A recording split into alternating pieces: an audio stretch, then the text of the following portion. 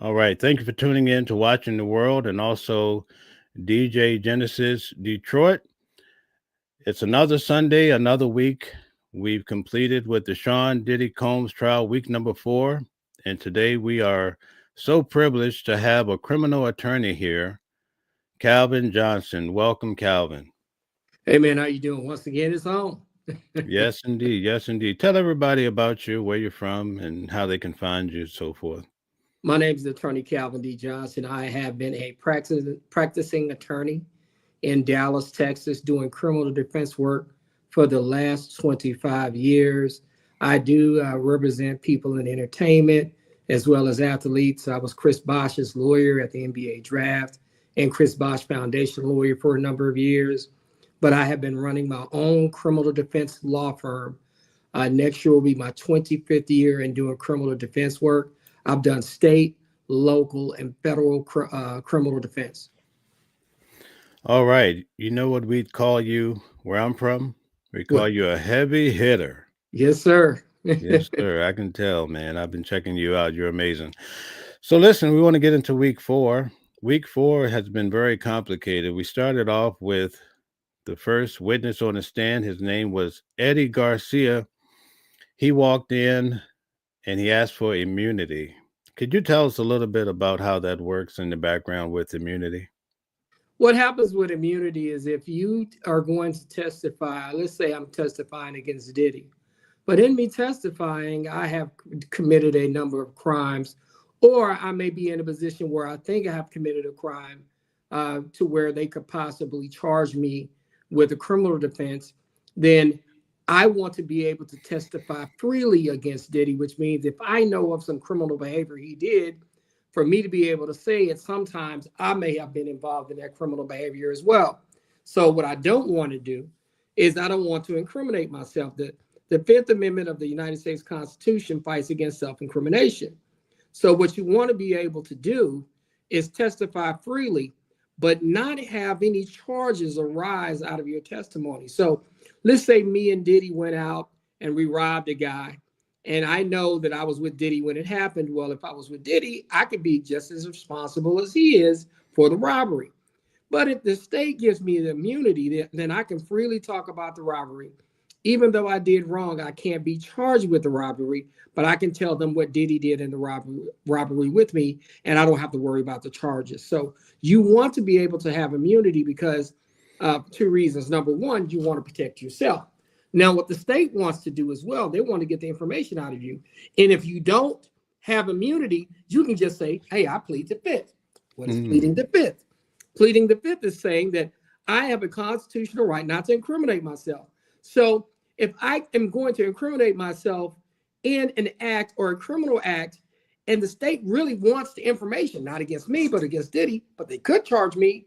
I want, as a state, I want this guy or this lady or this citizen to be able to talk freely without worrying about getting charged with an additional crime, as well as I don't want them asserting their Fifth Amendment rights. If I have immunity, you don't have to worry about the Fifth Amendment. Oh, okay. So, what happens if I do lie and I have an immunity deal? Well, usually those immunity deals include situations that I have to testify faithfully and truthfully, willingly, faithfully, and truthfully. So if I'm not willing to testify faithfully and truthfully, if I get up there knowing that I have this immunity deal and I tell several bold-faced, easy to decipher lies, that immunity goes out the window. Oh, wow. So, let's start off with Eddie Garcia. He takes the stand, and the big order of contention here is the video that we all saw basically on CNN where they're having this freak off. Cassie says she leaves early. Diddy had just given her a black eye. She comes down the hallway, and you can see she has her bags and some shoes. She starts to pull her shoes out, and here comes Diddy down the hall, right? Well, the employee that worked for the hotel, his name is Eddie Garcia. He testified that he's the security guard. He comes to work that day, I believe, at 2 p.m. Mhm. Okay. Now, after this happened, Diddy has his chief of staff. She contacts him by phone first and she says, hey, My boss basically, there was an altercation or some sort that he was involved in. He was so drunk he don't remember what happened, right? So we'd like to see the video, and just like a record recorder, he says, "We don't show you the video. You have to talk to my manager." Okay. So at some point during the day, he gets a call that there's someone in the lobby, and now the woman that was on the phone, Christina Corum, is actually in the lobby, and now she's talking a little bit different, talking about we can do something for you. So they paint the picture that he's going to receive something for showing the Mhm. video. He sticks to his gun, and then eventually Diddy gets on the phone, and Diddy really drives home the point of what they can do for him. And he tells his manager, and the manager says, "We'll do it for 50,000." So that's Mm. basically how this whole thing starts to develop. So then they go through the whole process of how they receive 50,000 to make the video go away. How does this set the stage for the case that you're paying for someone to get rid of evidence in a big case like this? Basically, what has happened is you know that there is a potential video showing potentially a criminal offense against a woman. And what you're doing is you're trying to get rid of that evidence, which means if anybody seeks to watch that evidence, you want to eliminate any video in existence that shows you committing a criminal offense, which basically you are kicking and beating on a woman and openly in public, and she is not okay with it. She's not a willing participant in getting beat up. As you see, she's trying to get away. So the reason why this is important for the case, it goes into racketeering, goes into RICO, because just bribery, you're trying to buy your way out of a situation. You're trying to buy a video, bribe the people who have access to the evidence of a criminal offense happening. You're trying to bribe your way out of the situation and make that go away. And that's part of that racketeering. That's part of bribery. That's of a high concern when you have a case like this. Wow. Do you think in a case like this that the feds actually came and picked these guys up that all participated because they wanted 50,000, Diddy gave them 100. So one guy, the manager, he got a 50,000. The Eddie Garcia guy, he took 30. He never said why he took an extra than the additional guy. He got 20. So do you think the feds came and shook them down and arrested them like we see in these federal cases? I think they tried to come talk to him. Oh, And a lot of what they probably did is said, hey, look, you know what you did in destroying this video could possibly be a criminal offense. But we'll tell you what we'll do. If you testify, we'll give you immunity. You won't get charged with anything. And we won't even bother you. We won't bother your hotel. We won't bother the other employees here. Just come talk to us and tell us what happened. They probably went in with that first. The reason why you go in with that first, because if you're too aggressive, then those people are not going to be cooperative. And if there is an existing tape, the minute you go in threatening people, man, they're going to destroy that thing. So wow. they probably came in on the soft end at first and told them and said, hey, look, we can do A, B, and C, but we won't if you do A, B, and C. They probably came at them like a Proposition Joe from The Wire, like Prop Joe, I got a Right. proposition for you. They probably did that. That's what I would do. So, I'm sitting in court every day, and often I think about you, what questions I'm going to be asking you. So, I thought about you this week because in the same story about Eddie Garcia, they said that Diddy pulled out a money counting machine and counted out $100,000. Does that affect the case that he is a billionaire, but does it show anything, the fact that he had a money counting machine on deck? It doesn't really. He makes a lot of money. He has money. But I think from a optics standpoint, I think they are trying to just poison the mind of the jurors. Say, hey, look, this guy, this is what he does on the regular. Hey, he goes around, and they're going to try to make it like he goes around with the ability and the resources and the supplies to be able to bribe people. He even carries around a money counter, has it on deck. So when he got to pay somebody off, he can count the money. And so that's the way they're trying to make it look. They're trying to slickly do it. I see it as a defense attorney, but a lot of the general public won't. But I see what they're doing. Okay. Now, when the guy went to the hotel to get the money from Diddy, I guess he had put his car into valet, what have you, so he had to go back and request his car. Diddy walks him out to the circle to pick up the car. Diddy orders a car too, and the guy said he was nervous that Diddy was going to follow him. Prosecutors say, "Hey, did you see him follow you?" He said no. Is that intimidation or is that out of the scope of this case? I think it's intimidation. I think it's out of the scope because what they're trying to do, they're trying to make it seem like, hey, this guy, he is so threatening. He's a menace. He's a monster. He makes everybody nervous. And then so they're trying to, even though those are not elements of the crime, they want to create an environment or in the minds of jurors that, hey, this is what this guy does. Okay. So we had another witness. He was the CFO. Name was Derek Ferguson.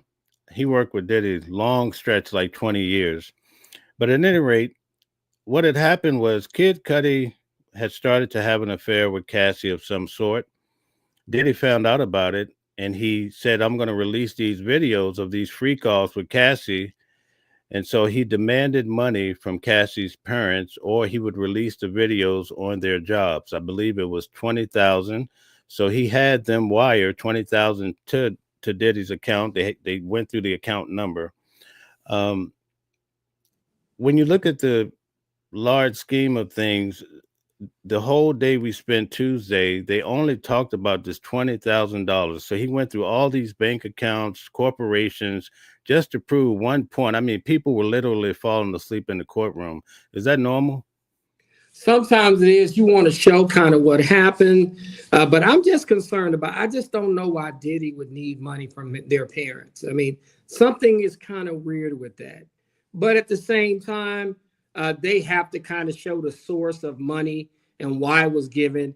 And I guess what that particular person is trying to do is to show that that was a part of a scheme, a blackmail scheme, which is also one of the things in racketeering. You know what I mean? Because it's one of those things where if you're blackmailing people, then it's you're doing it in a way that you got other people working with you to do so. Then you're a criminal organization who blackmails people, and they're even willing to blackmail a parent for $20,000. And so that's kind of what they're trying to lay out there.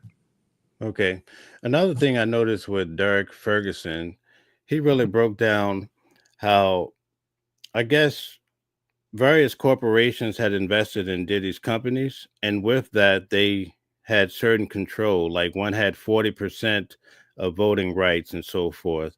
They also brought up Diageo and how that created a big problem for Diddy.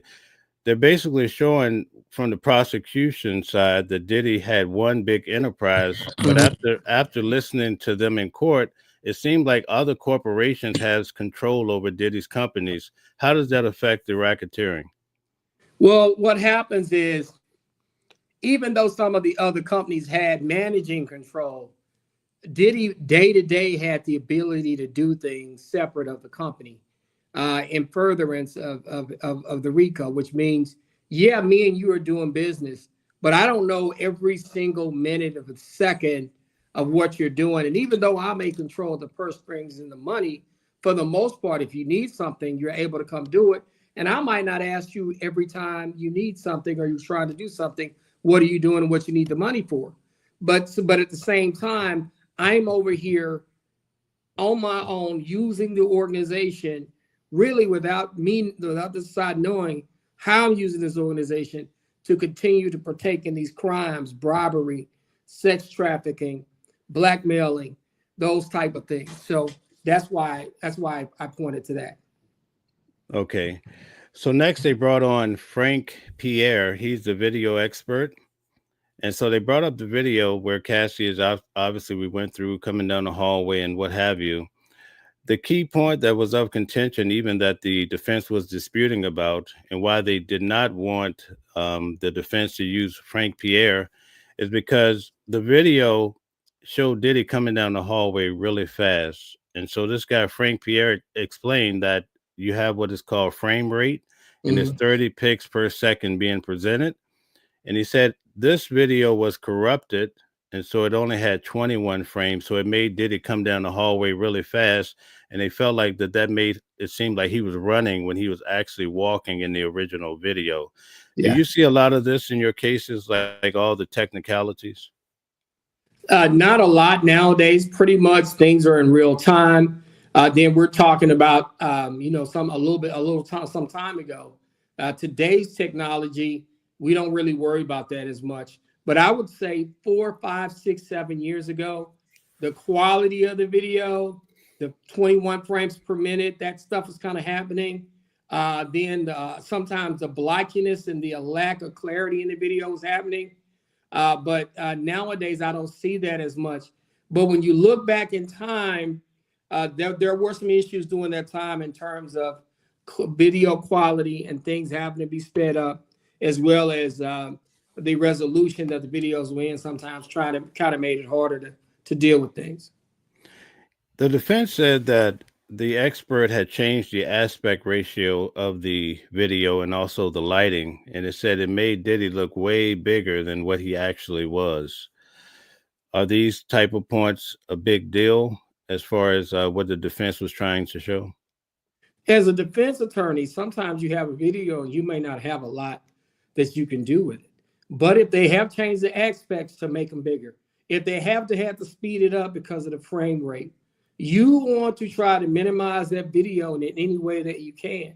And what I'll tell you is when you got a video of someone running up, kicking or hitting somebody, there's not a whole lot you can do with it. You can't take them off the screen and make them not hit the person. You cannot make them not follow the person to hit the person and kick them. But what you can do is you can kind of manipulate the lighting in the background, the size of the video, the aspect of the person, how big the person is going to look, how dark you're going to make that person look. Because, sometimes you can darken somebody up. You can darken a vibrant looking face through going through all of these filters and make them seem like a very dark person.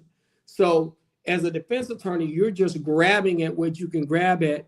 As a defense attorney, sometimes when we see maybe somebody darkened the stuff in the background, made him bigger, changed the aspect, you want to point those things out to the jury so that they see that and understand it. Now, what kind of weight is the jury going to give that? I don't think they're going to give it a lot of weight, because at the end of the day, they're not looking at how big the video was. They're looking at what happened into it, which means they saw a woman basically running and then getting hit and kicked, and that's not a good thing. So as defense attorneys, sometimes that's all we have to go with.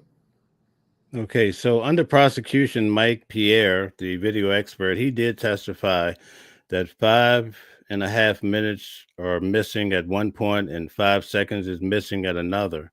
When it came down to the defense, they basically built out a slow frame by frame showing that the timestamps were wrong. Sometimes they go forward. Sometimes as Diddy is walking, it skips back. And then they went through this whole sequence of, okay, Diddy's sitting in the chair here. He moves here. He goes down the hall. They did all that, and there was no aha moment at the end. I wonder why. There is the reason why there's not an aha moment is because the only thing that the defense attorneys are trying to do is they know that there's a problem with the continuity of the video, which means this video is not being shown honestly from beginning to end, because you got a frame rate problem, and then you got the way that some of it is ordered because some of it is missing. So what you want to do is point that out to the jury and let them know, hey, this is not one continuous full video. This could be spliced and put together. And you're trying to say it without saying it, but you can't really say it, because then the other side's going to say, do you have any proof of that? And you're not going to have any proof of that. So the defense attorneys sometimes lay stuff out, and you may not see it, but they're laying something out so that it's on the minds of the jurors. Okay. I want you to tell us how this would affect your client or what advice you would give your client. This is what happens in court. I've seen it religiously with each victim. Let's say it's Monday. All Monday, we hear all of these assault stories, very gruesome stories about what happened to them. Then the day ends and the media goes crazy. Oh, Diddy did this, Diddy did that. It's really drawn out. And then the next day, we come back and the defense tears the witness apart. Like, how do you help your client find balance, like on that night when the testimony is solid and in at the end of the day? What you try to do is let them know, hey, tomorrow we'll have a better day. We'll try to question other witnesses. What you try to do is work hard to try to rebut some of the evidence that came out that day. But you have to let them know, hey, maybe they're going to be Diddy. Sometimes there's going to be part of this trial where everything is not good for us, but we got some good part coming. We got some good parts coming up, and I'm going to go in and make sure that I can try to rebut some of the stuff that they put out there. So what I try to do with the client is tell them to stay focused. You can't, as a defense attorney, and I always try to tell people this, and it's very hard for some of my clients to understand this. You can't chase every statement, every lie out of their mouth, which means you have to have a game plan too as well. When I say, even though I'm here to defend you, I can't chase every single thing coming out of everybody's mouth. You got to pick and choose what's important, and you got to go after that. But you got to be careful, because if you try to chase every single lie around, then you don't present a comprehensive case yourself. So you got to be careful about what you respond to, when you respond to it, and how you respond to it. And I would have that conversation with my client. Hey, there are going to be some good days and bad days, and we can't chase everything down. A good case in point is the next witness. Her name was Bonna. She was best friends to Cassie, also drug supplier. They were, in fact, under cross. They had labeled them as drug partners. But at any rate, she started off her story talking about how Diddy came in and basically had her hanging off the balcony. But under cross-examination, they brought out how she told the story so many different ways over the last year. One time she says she came back over the balcony. Diddy pushed her back over the balcony again. There's just so many different stories. Under cross-examination, she was broken down so badly by Westmoreland that she just resulted to saying, I don't know. Can you reframe the question? I don't know. I don't know. I don't know. Is that common in court? Sometimes it is. And I think when you do a good job of cross-examining a witness, that can happen. And because we have to always realize, I always tell people when they're dealing with me, right? Even in business and in regular life, I said, I'm a lawyer I'm a lawyer for a living. And it makes a difference, because the way that I'm going to question you is going to be different from the way anybody else question you, because I have been trained to question you. You, as a witness, may have never had any other experiences being on a witness stand. And I've been doing this 100 times a year for the last 20, 25 years.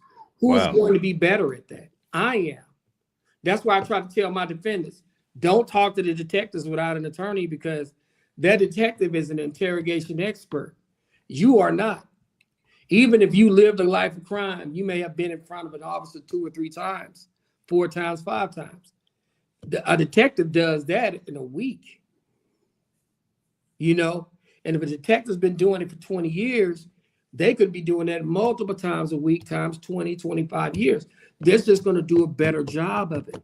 So what I try to tell people is, when you're a good defense attorney and the facts allow you to destroy a witness, if you've been doing it for a while, you're probably going to be able to. Okay, so listen, if they gave her immunity, why can't they control her better as a witness and tell her stop saying she don't know, right? Wouldn't you imagine? They can't. And when I say she may not know, and I always tell people, if you don't know for sure, just say, I don't know. I'd rather her not give an answer that she's not sure about, and then to say, A, B, and C happened. I'd rather say, I don't know. Because if you give an answer, even as a witness, and you're not for sure if that's true, what if the other side knows it's not true and says, hey, you just said A, B, and C? Well, we got proof that D, E, and F happened when you say B and C happened, when really you just didn't know. When you say I didn't know, it kind of protects you a little bit.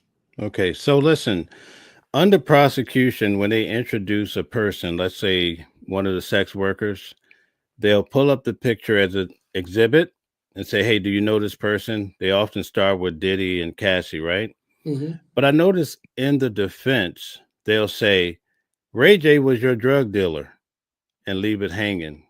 What's that all about? Sometimes they can't go into the say, like, usually it's if Ray J is your drug dealer. Sometimes it's going to get out of scope if I keep asking questions about Ray J, because Ray J's not on trial. You know, Diddy is, and your credibility is being challenged. So you want to say those things. Really, they're trying to poison the mind of the jurors if you're a defense attorney and sometimes prosecution attorney.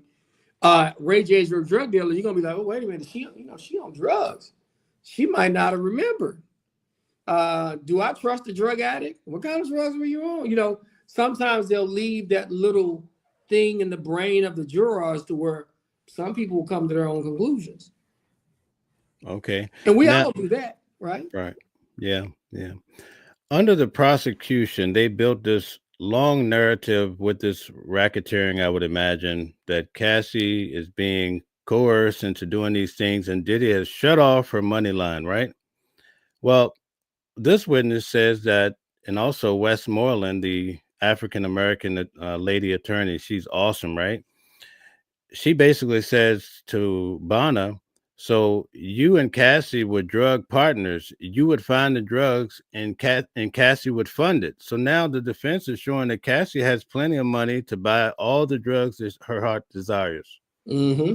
You want to do that. You want to dirty up your one of your complainants. So let's say a complaining witness or a witness for the state. You want to dirty them up because what you want to do. Remember, Cassie. A lot of this case is about Cassie. So what you want to show is, hey, she was a willing participant.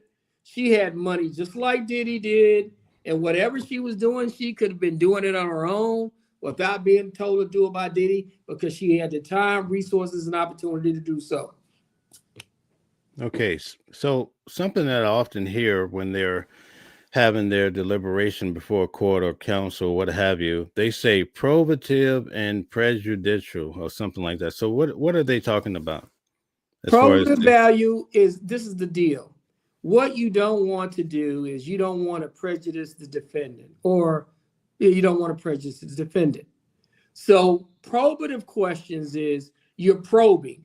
Like if I'm playing basketball and I go into the lane, I'm probing for openings. I'm probing for information. If I'm looking inside of a book or a case, I'm trying to probe for information. Sometimes I'm allowed to ask questions to try to bring that information out. But if if the information is going to be too prejudicial against the defendant, which as a defendant, you want the defendant to get a fair trial, but you don't want them throwing everything out of the woodworks on the defendant. And so sometimes certain information will be so prejudicial that the probative value isn't worth going down that lane, right? So for example, if it's going to create a situation that's so prejudicial to the defendant, as a judge, you don't want them probing on stuff because that defendant could file an appeal saying that the judge allowed a prejudicial line of questioning that was illegal, that was against the rules of evidence, that hurt the defendant. And so on appeal, the defendant could say, hey, the judge made the wrong rule. The probative value wasn't worth how much it was going to prejudice the defendant. Because we have to realize the state has a burden, but the defendant has a right to his constitutional rights. So we must protect the defendant.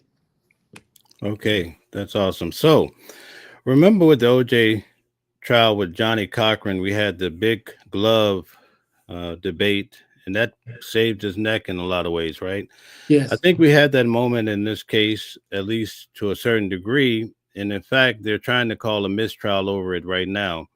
But basically, this particular girl, Bonna, who we just learned in court, she was interviewed by the prosecutors team 2 days before she testified. So that would have been Monday of last week. And she's saying, I don't remember what was said. But at any rate, when she said the incident happened with her hanging over the balcony, she said it was September 26th, I believe, uh, 2016 of the sorts, right? And then there's some other things that happened around those days. So they drew that out, they showed it, and then Westmoreland came in right after lunch and showed that Diddy wasn't even in LA during those days. He was actually in New York staying at the Trump Plaza. What is your take? That's something that's important. That's why you got to be careful. That's why sometimes that I don't know answer is the answer you need to get. Because sometimes, as a person that has immunity or as a state's witness, even though when you're not sure, oh, yeah, it was in September, it was September 8th through the 10th, around that range. Well, if I'm not sure, I should just say, I don't know. It was August or September or October, but I'm not for sure. If I say I'm not for sure, then it gives me a longer range. But if I go in and say, yeah, it was in the first or second week of September. Well, hell, Diddy is in across the country in another hotel for those 2 weeks. And instead of saying, I don't know, I gave him a specific time. I have ruled that time out now. So to the jurors, now it's like, y'all trying to pile on against this man. Y'all are trying to set this man up. Y'all are getting witnesses. And I know y'all know where he was staying because y'all know everything else about him.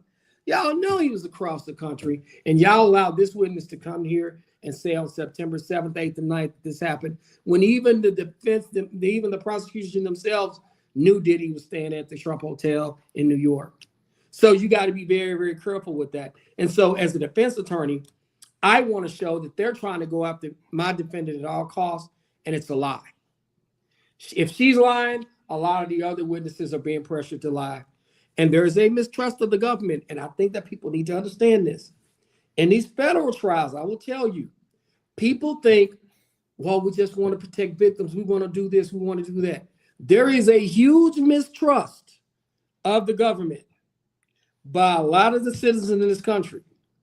So when they see the government do something, let's say like this, it could easily turn jurors against the government. And even though the jurors are supposed to use the information that they seek, all of it in totality, if they see 2 or 3 or 4 instances where the government has witnesses like this, man, they'll go and find that guy not guilty. Wow. So could you break down, do you really think he's going to get a mistrial? He could potentially get a mistrial. I don't think that this judge is going to grant one. I'll say this. I think this judge is anti-defense. He has not been nice to the defense. I think he's very prosecutorial in nature as a judge, and I don't think he's doing the defense any favors. But also, I'm glad that the defense attorneys are sticking to their guns. They are objecting. They are asking for mistrials, because if this judge makes a mistake, it could create another situation where this fight goes on or they have to do it all over again. You know, I think it's absolutely amazing to have an expert criminal attorney coming on and doing the show every week consistently. So I'd like to ask everybody to like the video, share, subscribe, but also, Calvin, tell everybody about yourself and where to find you. I'm attorney Calvin D. Johnson. I can be reached a number of ways. You can go to Facebook. You can go to Calvin D. Johnson, attorney at law. You can go to I'm with Calvin Johnson. You can also contact me on my website. Is at theywon'tletmeout.com. And yes, it reminds you of the song Locked Up. But I went ahead early in my career and got that as my website, theywon'tletmeout.com.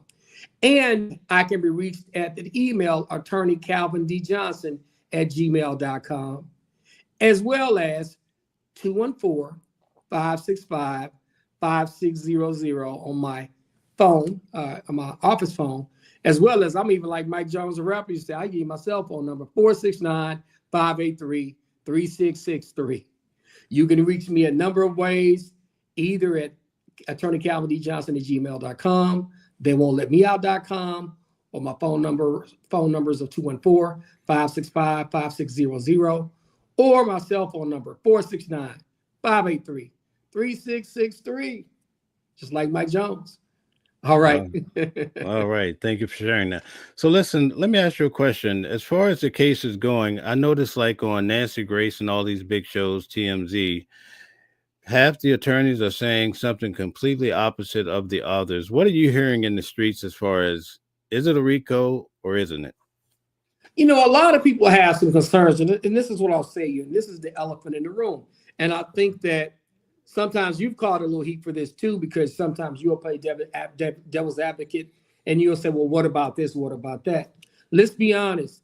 The Me Too movement is still very controlling in the United States of America and the world. And sometimes there are a lot of people that say, hey, look, is this guy morally corrupt? Yes.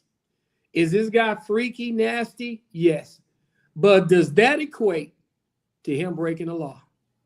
Because he partakes in threesomes, because he's gay, potentially bisexual, potentially, because he likes to watch people have sex, is that a crime? No. But is it morally wrong to a lot of people? Yes. But does that equate to a RICO? Not only just a crime. So is it a crime to do what he did in certain situations by bringing sex workers over from wherever he's bringing them from? Yes. But is that a RICO? So what happens is there's going to be a question. Number one, is his behavior criminal? You may not like it morally, but is it criminal? And if you deem that behavior to be criminal, is it criminal on its own just because it's wrong and it's a set of criminal offenses that just happen to happen because of what he's doing? Or is this criminal behavior as of such that is so ingrained in his organization? There's so many people that are involved in it, and he has so much power to continuously and freely be involved in this criminal behavior, then that's where you get your RICO. So there's three questions. Is it criminal? And if it is criminal, is it of the nature that it's a RICO based on the things that happen because it is criminal? So those are kind of there are three levels of thought that you're going to have when you start dealing with this. And there's a lot of folks that will say, I don't think what he was doing was criminal because maybe they're a little morally corrupt. Or they'll say, yeah, he was wrong to get these sex workers to come over here, and he was wrong to hit Cassie, and he was wrong to pay that bribe off. But that ain't a RICO. Those are just separate crimes that are not RICOs. He usually gets punished for these separately. This should not be a RICO. So that's why there's this thing, you got to think about it in a whole nother way, because let's be honest, we see that he's involved in some behavior that's against the law. He definitely assaulted Cassie. He definitely paid money to make this video go away. He's definitely ordered sex workers from Timbuktu to here and there. He definitely had drugs on him when he got caught. But is that a RICO? Or is that just A, bad behavior, or B, different criminal offenses and crimes that have nothing to do with a RICO? So that's the question that we have to continuously ask ourselves. And there's been a lot of situations where jurors will come back and say, yeah, we may not like it. Yeah, but it's criminal behavior, but it does not rise to the level of being a RICO. That's why you see the state, their witnesses are getting stronger as we keep going, right? The witnesses are getting a little bit stronger. There's more information coming out. They want to build each witness. They want to build 2 or 3 or 4 situations where Diddy's pulling the strings, or he's pulled the strings with them in situations, so that people see that he continuously pulls a string and he uses his organization, his power as Bad Boy Records president, as Puffy, as P. Diddy, and his business organization to insulate himself so he doesn't get in trouble for all his bad behavior. Okay, so Harry Lotto says the guns with the serial numbers obliterated is enough to get Puffy a 20-year sentence or more. And then someone else said, Harry, he was not charged with guns, so that's a moot point, basically. Well, see, what happens is when you do a RICO, criminal behavior that's inside of that, that's they're using that situation to be able to say it's a RICO, because you have these things, you commit these, not just commit the criminal acts, but you create situations that will insulate yourself from being charged with criminal offenses. Like, for example, if I got a gun that doesn't have any serial numbers on it and I shoot somebody, they can't trace that back to a particular gun that's in order, because sometimes somebody will get a gun, they'll sell it, and they'll know that the gun with serial number A125 creates a shot pattern like this or a bullet pattern like that. So sometimes when you have serial numbers taken off weapons, you're doing it to kind of hide your criminality.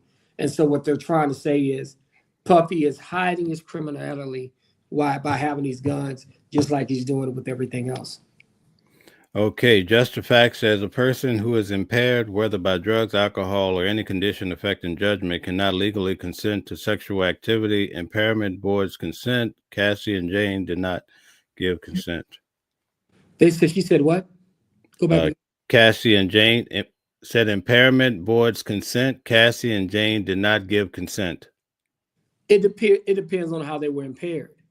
If they were willingly impaired, then it's an issue. Like, for example, let's say I take drugs and we take drugs together, we end up having sex.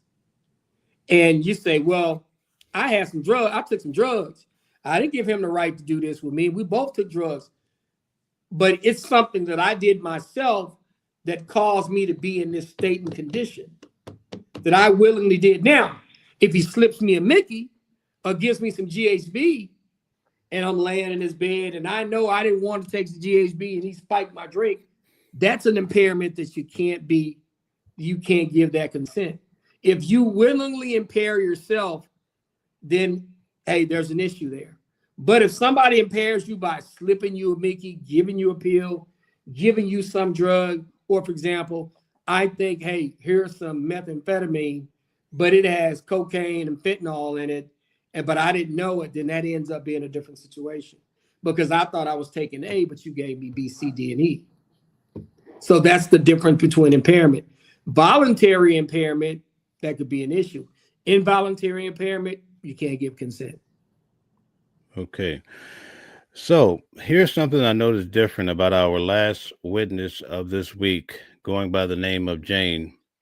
First, I'll get into this. So I noticed that they tried to hide her identity, but people are putting it out left and right, literally before we even get out of court.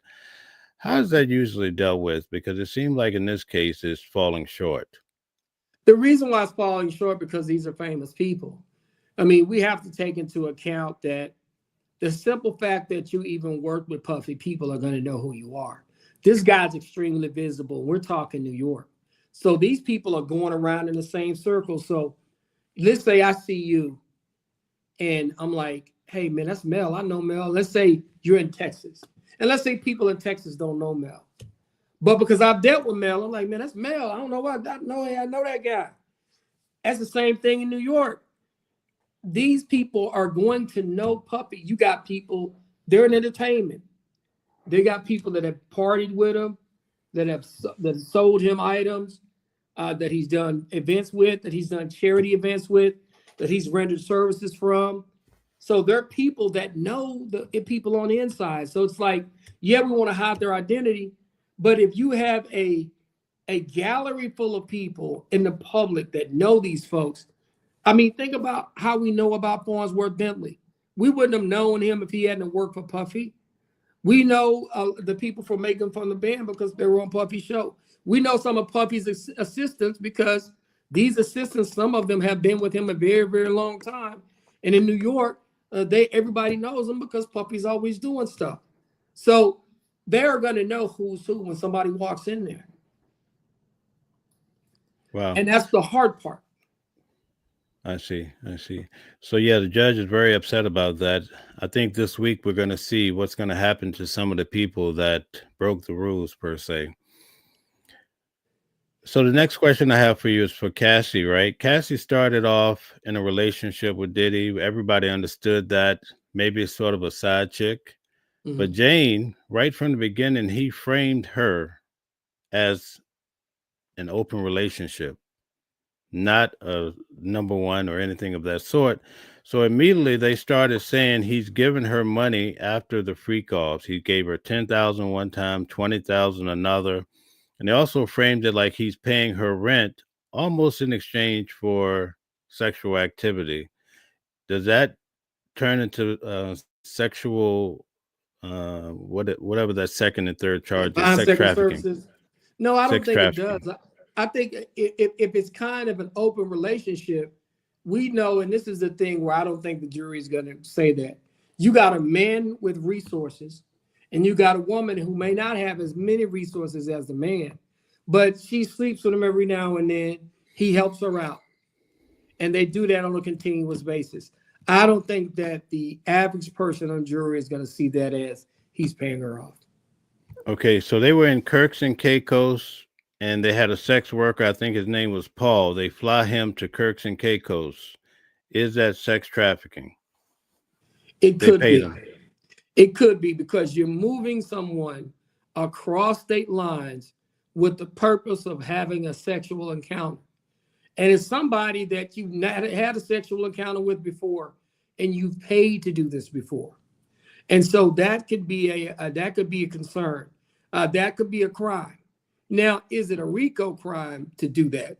And that's going to be the question. Like I said, is the behavior a crime in itself? Yes.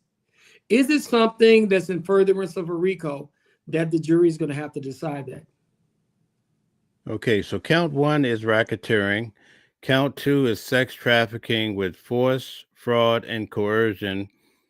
Count three is sex trafficking over state lines. So let's say he gets past the racketeering. Is it possible because they're flying the sex workers around? Cassie even framed herself, said, "Oh, I did this because I'm a sex worker."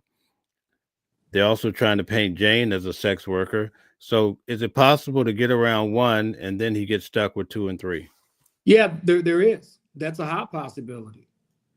That's a high possibility because you can get around one and then get stuck with two and three, and then you could have a RICO because of it, because you were using your time, money, resources, and actual resources of the organization as well, not just your own, but as an organization, you're using the people that work for your organization on the business side to do stuff criminally for you and on a regular basis and continuous of criminal behavior, and that can be an issue.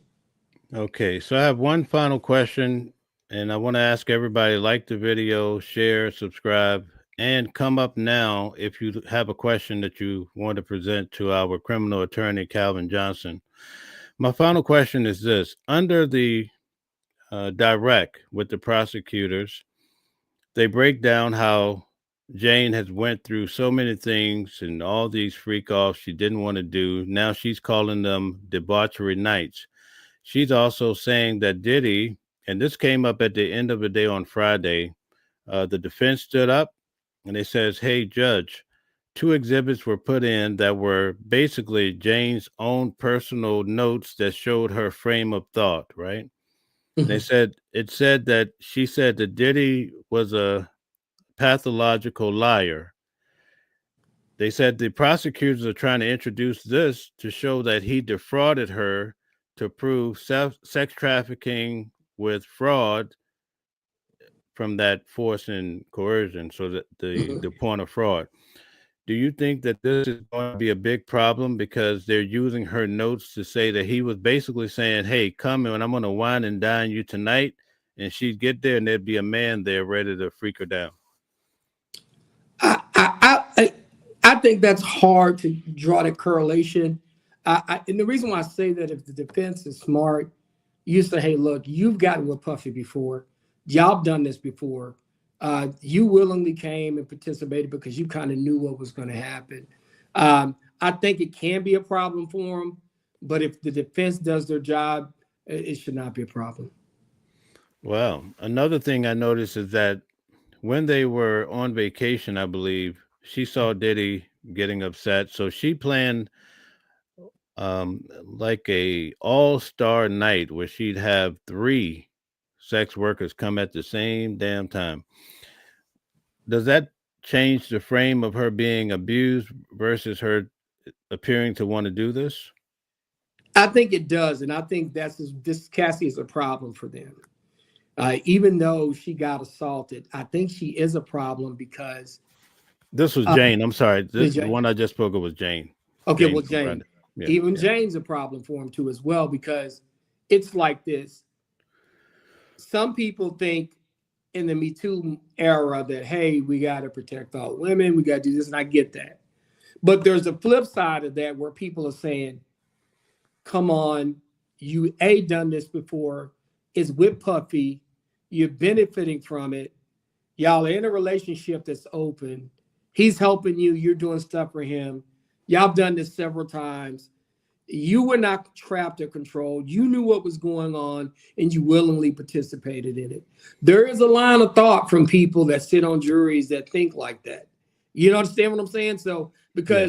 because of the internet itself, and people are becoming a little bit more knowledgeable about the lifestyles of people that have money nowadays. Back in the day, the lifestyle of the rich and famous, the days that you have there, yeah, you kind of knew what was going on in Playboy Mansion, but you really didn't talk about it. Well, nowadays they know that it goes on. It's a little bit more acceptable to do, and we know that a lot of people that participate in that willingly to participate in it because they're getting money and they're doing it with their own free will. All right. Well, thank you very much. I'm going to let DJ Genesis come up and do her thing. Yes, yes, yes. So I wanted to like kind of go over some of the questions that they have in the like in the chat. But I also wanted to ask a few questions myself. The first one I wanted to ask my own question is everybody's talking about Trump pardoning Diddy before the trial even gets a verdict. Do you think it's even possible for Trump to be able to pardon Diddy after this is over with? Absolutely, he can pardon Diddy. He can pardon Diddy. He can do what he wants. I mean, a lot of people got mad at Lil Wayne. They got mad at Kodak Black because he pardoned them because they had things that were coming down to throw for them, and he got them out of trouble. Trump and Diddy have a decent relationship in the past. Believe it or not, before the Rock the Vote situation, where Diddy was out there with the Democrats, Trump and Diddy had a decent relationship in the past, as well with a lot of other rappers. Trump had a lot of decent relationship with a lot of the rappers because we were all kind of, in a sense, anti-establishment, right? And so, it's a very real possibility that he could pardon Diddy. And when you have to think about it too, like Trump kind of done some things in his day, so he don't view this kind of behavior as something that's criminal. He maybe views it as maybe not as morally upstanding as everybody would like to think it is. It's not, but he doesn't see it as a problem in his world. So it's a real possibility that he could pardon Diddy. So they the Jane Doe, they had her up there for like 5 days, I think, and she was crying and talking about this situation and all these sex acts and stuff like that. Do you think that that's going to tire the jury out of hearing back to back like sex, like about these different sexcapades over and over again, back to back to back? Like, I mean, do you think that that's like good to continuously just bring witness after witness? Because it sounds like to me is that these people were willing participants in this sexual act. So, and for one, and I think it might be tiring people out to hear that. What do you think? That's a run. They're running the risk of that. Like I said, sometimes you got to be careful. Sometimes you can over information a jury because what's going to happen is you're thinking like, hey, he's done this to 7 or 8 or 9 or 10 people. So this is what he's doing. It's a RICO because he uses this to do it. And then some people may say, well, hell, he's done this to 7, 8 or 9 people, but they've done it with him 5 or 6 different times, and they were free to come and go as they wanted. So are they really being trafficked? Are they really trapped? There's going to be a line of sight if I'm a criminal defense attorney on this case. Well, I'm going to point those things out. And you know, and I know that like state and federal law are different prostitution wise, right? So they said it was RICO, but like I'm noticing that they're talking about a whole lot of prostitution, but it seems to me that that's not illegal federally. It's only illegal on the state wise. No, right? it is. It is illegal federally. Remember, I talked about the Mann Act. Remember, I talked about when we first started talking about this. I talked about Jack Johnson. I talked about how they got Jack Johnson, they got Chuck Berry. Now they're getting Diddy. They've used they've used it against R. Kelly. So you have to think about it, because transporting women or men across state lines for the purposes of sex or immoral purposes of sex, that's federal. And that's a violation of a federal offense. So that's what they can use. And one last question that I had like this for. Again, when I think I asked this again about legal precedents. You know, so if he gets convicted, how does that like kind of go when it comes down to legal precedents and then being able to use his case against other people such as rappers? Like if Jay-Z, for instance, has a trial coming up, or somebody else has a trial coming up, and then will they be able to use this trial as a precedent for the next trial? They could, and people are watching. That's why some people don't want them to get a conviction for this. That might be the reason why Trump is considering pardoning Diddy. And then as a public, do we want to set the precedent that this is the thing that we're going to do? And when I say this is because there was a time where this kind of behavior was just kind of natural and normal. I mean, why do you think Russell Simmons went to Bali and ain't coming back? Because they're gonna try to serve him with all these lawsuits. And don't get me wrong, I'm not defending Russell Simmons. I don't want them people coming after me like they did with Mel for a minute. But I'm just saying, you have to think about this, right? I heard in New York, even though they were of age, they made the decision to deal with Russell Simmons, date him, do whatever he wanted them to do because they were starstruck. Now, because if me doing something for somebody because I'm starstruck, is that a crime? No, it's not. Yeah. And so that's a lot of people are gonna take that route. And if I'm a defense attorney, I'm going to actually say it. Hey, my guy's a very popular guy, he's a famous guy. Do people willingly do things that because they're starstruck? Is that a crime? And another question I was going to ask is that if back in those days in the 90s and the 80s and stuff like that, those parties, I've heard stories about the swinger party. Even now, I think they got swinger parties, and I've heard of some of the most the things that they be doing at some of those parties that'll knock your socks. That'll make Diddy look like Ronald McDonald. You know what I'm saying? Like, so I'm like, well, not Ronald McDonald, but he look like child's play. Listen, I'll tell you this. I've been doing criminal defense for the last 24 years, right? Mm-hmm. Now, back in the day, I would occasionally see a case involving sexual acts or kind of, I was like, man, that's kind of out there. But if I tell you that the last 3 or 4 or 5 years, I've seen foursomes go bad. I've seen fivesomes go bad. I've seen a lady being pimped by one guy over here, being pimped by 2 guys over here, realizing that this pimp guy has most of the money. So she gets with these 2 pimps to rob and kill this pimp. I mean, I'm serious. I've seen that kind of stuff. So wow. As time goes on, in today's world, in today's normal, there are a lot more open situations. There are a lot more highly sexual or sexualized situations. And when it comes to normal, when it comes to sex, the normal is not just from here to here, it's here to here now. Because there's so much going on with everything else. So Just the Fact says the first element of a crime of sex trafficking is that a person knowingly recruited, enticed, harbored, transported, provided, obtained, maintained, patronized, or solicited the victim. Yeah. Okay. Yeah. Rodney says she called some of the dudes on her own. In some cases, she called dudes and Puff wasn't even there. Exactly. Wow. And we'll see, that's why if I'm Puffy and if I'm his defense team, I'm going to say, hey, look, you know, all of this is not me. We do stuff together. It's open. Nobody is being forced to do anything. Is it normal compared to what you guys like to see in the real world? No, it's not. But this is how we got down. But nobody was forced to do anything. We were willingly participated in it.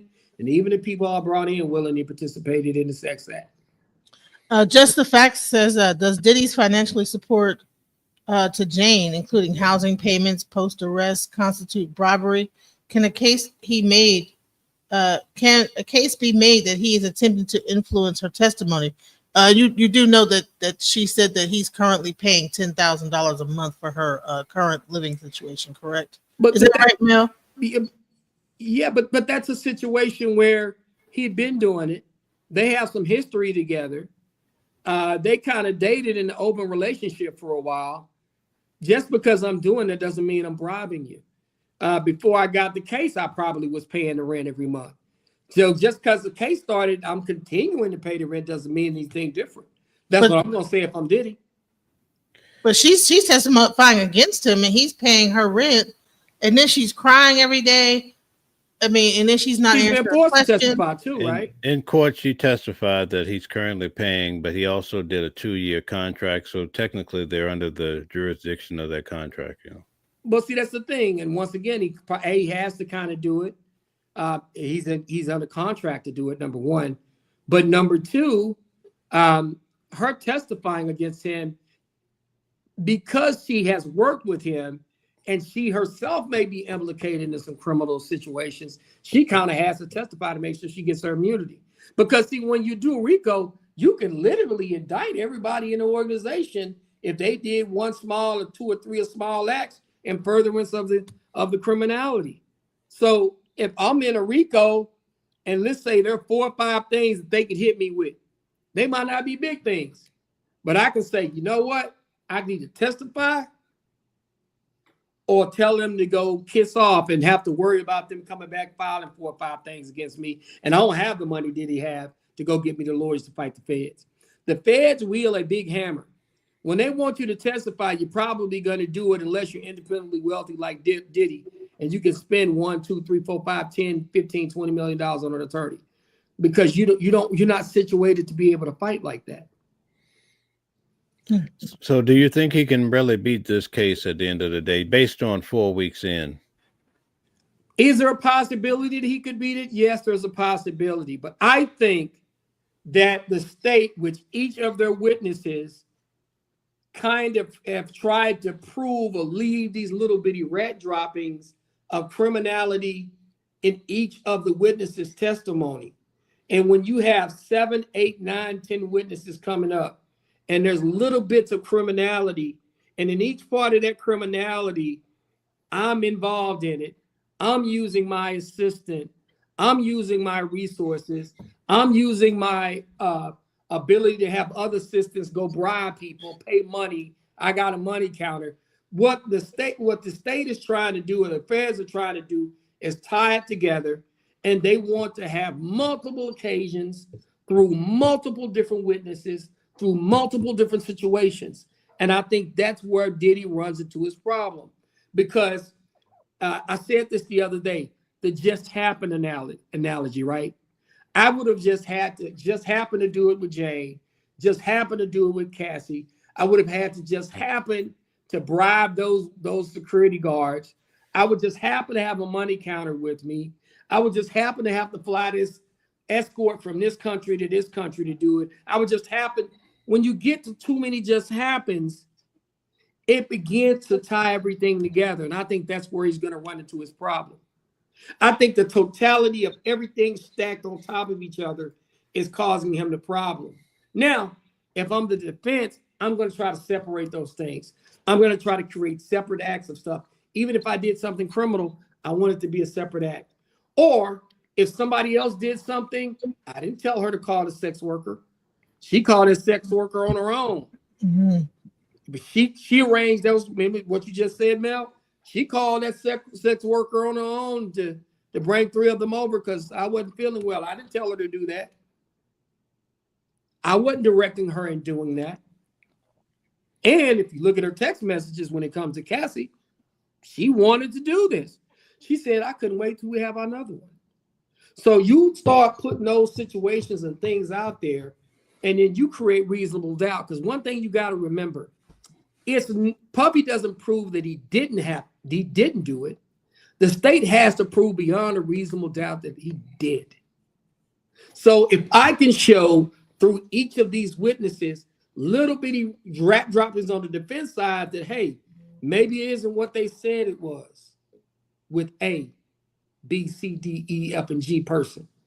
If I can knock down 2 or 3 little things for each person, and I can say, well, I think that's reasonable doubt. I think maybe something went on here, but we can say that the state did not prove all of their elements, and there are some concerns about each of these witnesses that say the criminality happened. And so you try to break down each witness. You try to turn them on 2 or 3 things. All right, very good. Thank you for that. I just wanted to ask you one last thing. When it comes to these cases, how does it work? Is he paying each attorney's office by the hour? Does he do a contract price? There are different things that you can do. You can have a flat rate. Typically, attorneys won't do flat rates in these cases because it's so huge. And I would imagine Puffy probably set aside $30, $40, $50 million to defend himself. Because honestly, he has the resources to pay $50 million for lawyers. But typically, they pay by the hour. And even some of the assistants and paralegals get paid on top of you as an attorney. Back in the day, I did tobacco litigation for a law firm called Jones Day. And this is before I went to law school. And the cigarette companies were getting billed by the law firm for the attorneys a certain amount of hundreds of dollars an hour. Even the project assistant work I did back in 95, 96, 97, they were charging $75 an hour for, even though the firm was only paying me like about $20, $25 an hour, they were paying the law firm $75 an hour for my work. So sometimes you're footing all the expenses, all of the expert witnesses, you're footing hotels, you're fitting per diem for food, depending on how these folks are working, if they have to come from out of town. So typically it's going to be an hourly fee. Sometimes they'll reduce the hourly fee because they know they're going to be able to bill so many hours. So let's say the attorney is typically cost $600, $700 an hour. Well, if I'm Puffy, I go and negotiate, hey, can you do it for $4.50 an hour? Because this is going to go on for a year or a year and a half. So that's what you do. All right, very good. And one last thing, let's say, because I'm sitting in the courtroom every day, I'm looking at the jurors and everybody else. I think it's going to be tough to get a 7 in favor that he's not guilty, right? But I think it is possible, maybe 1 or 2 might swing his way. What happens under those circumstances? Well, if those 1 or 2 do not find him guilty, they'll have to do it all over again because it can be mistrial. That can lead to a hung jury or mistrial because sometimes you will have 2 or 3 people over there that'll just say, I'm not changing my mind. And the verdict has to be unanimous. I'm not going to change my mind. We can talk for a day. We can talk for a month. We can talk for 2 more months. But in this deliberation, I don't believe that I'm going to change my mind. Okay, so listen. Just the facts had a question. He really wants to. That's what I was about to go to. He's actually a friend of mine named James, so I was about to go there. So, all right, James, here we go. So, everybody, just the facts, is James Martin, a good friend of mine I went to school with, and he wants to ask this final question. But I saw another question you had too. He says, in sex. You know what? You didn't put the link of the StreamYard into your chat. I can only put it into mine. So if anybody wants to come up and ask a question, could you put the StreamYard link into your chat? mail. Okay, so on my end, I don't have one, so I'll try to copy yours. Okay, here we go. All right, cool. Can you just ask his question and go ahead and ask his question while I do that? Just the Um, facts. so, can a sex trafficking conviction be upheld without proof of physical restraint based solely on the victim's fear or belief that they could not leave?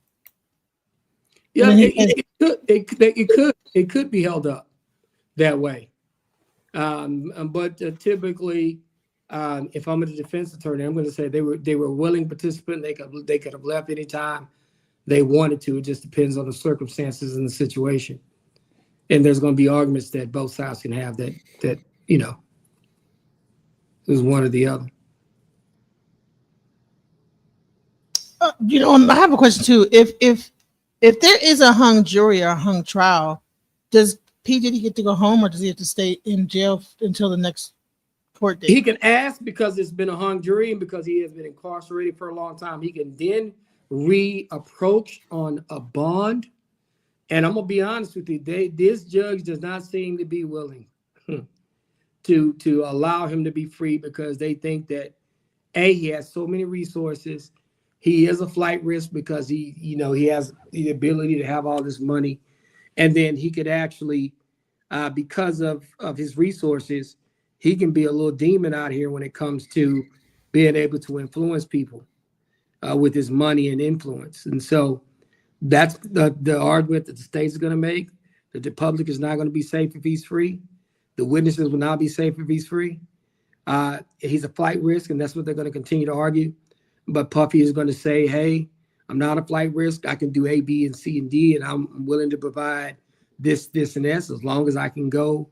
Like, he probably would end up being on house arrest, and let's say whatever place he's living in, he probably can't leave there. So he's going to probably try to create a bond package and conditions that will keep the public safe as well as allow him to be free. But he'll be able to reapproach if that happens. I think the judge is pretty fair, but I do see a lot going toward the prosecution. If he does get a mistrial, do you think, or let's say it comes down to two people and they just dig in their heels, do you think the judge can keep sending them back until they're shaken against him? What happens in those situations, some people just won't bend. Okay. If they feel strong enough about Puffy, they're going to stick to their guns. Okay. And Puffy got to hope that, because all Puffy need is one or two. And, all he really needs is one strong. Two would be nice. But if he can get two folks, and I guess that's why the judge was complaining about him bonding with some of the jurors, because I can tell, and I always tell people, because I had somebody do this to me. I had a witness on the stand. He was testifying. And as he was testifying, I'm like, and I'm kind of doing this, and the prosecutors got mad and said that I was trying to lead the witness and that I was tampering with the jury because I was doing that. And I really wasn't. It was because my guy was just telling the truth. And everybody could see it. Hell, that's why some of the jury was not with me. So, but sometimes people will take that as he's Puffy, he's trying to intimidate them, he's trying to get them to be on his side, he's tampering with the jury. So sometimes that's why the judge kind of got mad at him about that, because Puffy probably has caught eyes with two or three of them folks. And I was trying to tell people, this is something we're not really talking about. Somebody came to me and said, man, anybody got a daughter, watch Puffy kick Cassie, man. It's over, right? You got a daughter, I got a daughter, something like, man, a man should never do that. But the flip side of it is, there's some women that have sons that go, what if it was my son, and let's say he was kind of involved in some immoral behavior, but these women are trying to shake him down. They're doing that for his money. They're trying to bring him down for his money. There's some women that think like that. You know what I'm saying? There's some women that think like that. So you gotta always understand each of these jurors are going to come from different places and different things are going to be important to them. Wow. So listen, I want to shut down now. Thank you so much for this week. I have another show to go on, and then tomorrow morning, 3 o'clock, I'm off again to the courtroom. So thank you a lot, man. I really appreciate it. You are Thanks. so knowledgeable. Thank you so much, Cal. Hey, I appreciate y'all. I think this is a great platform. Mel, you do a good job. Genesis, you do a great job as well. Both of y'all do great jobs. And I love to be able to talk to somebody that's in the courtroom because, Mel, you just have a different perspective than a lot of people. And then you're measured because some of these people will go in and they'll report on it, but they won't do it fair and balanced. And I think you do a great job of, number one, posing the questions. Number two, being fair and balanced so that we as a public can understand what's actually going on inside that courtroom. Thank you very much. I really do appreciate you. I have it right now about 60% going toward the prosecution and 40 for defense. But remember, the defense has to put on their whole show, and that number can swing. So, it's too early to kind of tell what's happening. But I will tell you this. The prosecution is laying down a solid case. Yeah. Despite what the media is saying, I'm sitting in the courtroom, and believe me, every day there's a new crime that they're trying to build, and I see a problem. So, hey, thank you guys. I really appreciate you, and I look forward to doing the same thing next Sunday at 2 p.m. Yes. Right See on, y'all brother. then. All right. Take care. All right. Hang tough. Thank you. And Lone Wolf says that she outsources paralegal work, Okay. Okay. All right. Y'all take care now. All right, Lone Wolf. Contact me. Thanks. All right. Thanks.